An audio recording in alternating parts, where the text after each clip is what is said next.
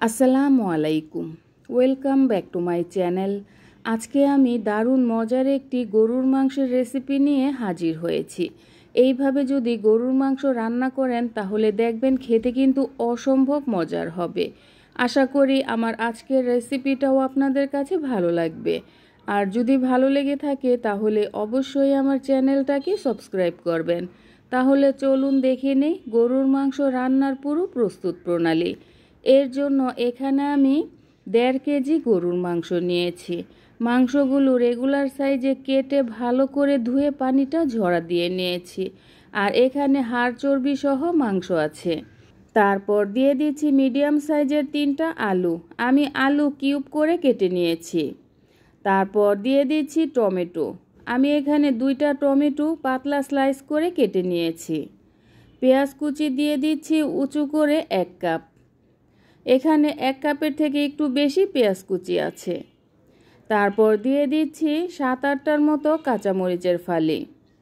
আদা রসুনের পেস্ট দিয়ে দিচ্ছি 4 টেবিল চামচ। তারপর দিয়ে দিচ্ছি 1 টেবিল চামচ হলুদের গুঁড়া। লাল মরিচের গুঁড়া দিয়ে দিচ্ছি 1.5 টেবিল চামচ। আমি 1 টেবিল চামচ দিয়েছি, আরও হাফ টেবিল চামচ দিয়ে দিচ্ছি। ধনিয়ার গুঁড়া দিয়ে দিচ্ছি 1 টেবিল চামচ। হাফ টেবিল চামচ দিয়ে দিচ্ছি ভাজা জিরার গুঁড়া। লবণ দিয়ে দিচ্ছি টেস্ট অনুযায়ী। লবণটা বুঝে তারপর দিয়ে নেবেন। এখন আমি সব কিছু খুব ভালো করে হাত দিয়ে মেখে নেব। এই কাজটা কিন্তু হাত দিয়েই করে নিতে হবে, কারণ হাত দিয়ে মেখে নিলে মশলা মাংসের গায়ে খুব ভালোভাবে লাগবে। আমি মাংসের সাথে খুব ভালো করে মশলা মেখে নিয়েছি। এখন আমি সরাসরি রান্নায় চলে যাব। আপনাদের হাতে যদি সময় বেশি থাকে তাহলে 1 থেকে 1.5 ঘন্টার মতো মেরিনেট করে রেখে দিতে পারেন। রান্নার জন্য চুলায় একটা কড়াই গরম করে তার মধ্যে দিয়ে দিচ্ছি হাফ কাপের মতো রান্নার তেল। তেল গরম হয়ে এলে তারপর দিয়ে দিচ্ছি 5-6টার মতো শুকনো মরিচ।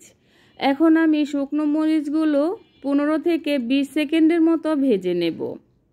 শুকনো মরিচগুলো আমি 15 থেকে 20 সেকেন্ডের মতো ভেজে নিয়েছি। এখন দিয়ে দিচ্ছি ম্যারিনেট করে রাখা গরুর মাংস। আমি সবটুকু গরুর মাংস কড়াইয়ের মধ্যে ঢেলে নিয়েছি। এখন আমি কিছু গরম মশলা দিয়ে দিচ্ছি। এখানে নিয়েছি 7-8টার মতো ছোটো এলাচ, 3-4 টুকরো দারচিনি, 2টা বড় এলাচ, 5-6টার মতো লবঙ্গ আর 2-3টার মতো তেজপাতা। আমি তেজপাতাগুলো মাঝখানে চিড়ে দিয়েছি।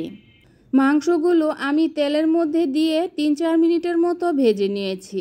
এখন দিয়ে দিচ্ছি হাফ কাপের মতো পানি। আমি যেই পাত্রে মাংস ম্যারিনেট করেছিলাম সেই পাত্রটা ধুয়ে আমি পানি দিয়ে দিচ্ছি। এখানে আর বেশি পানি দিতে হবে না। আমি হাফ কাপ পানিতেই মাংসগুলো রান্না করে নেব। পানি দেওয়ার পর একটু হালকাভাবে নেড়ে চেড়ে দেব।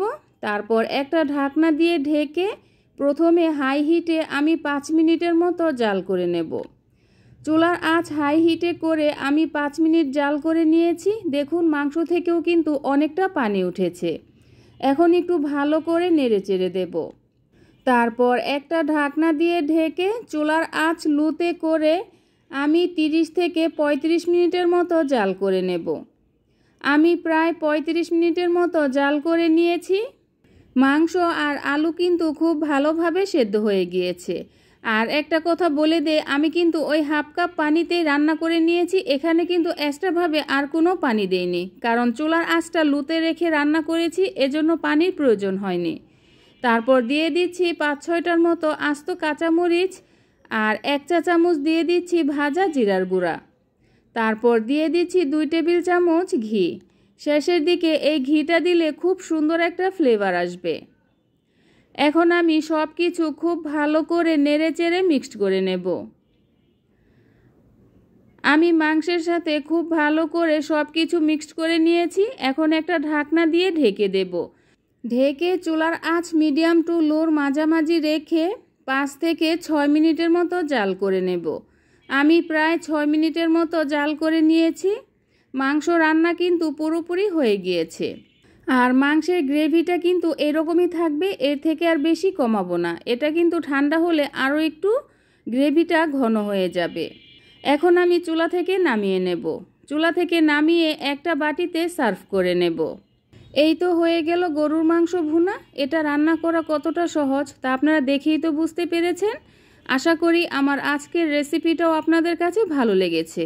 আর যদি ভালো লেগে থাকে তাহলে অবশ্যই আমার চ্যানেলটাকে সাবস্ক্রাইব করবেন। আবার আসবো নতুন কোনো রেসিপি নিয়ে। তাহলে এ পর্যন্তই।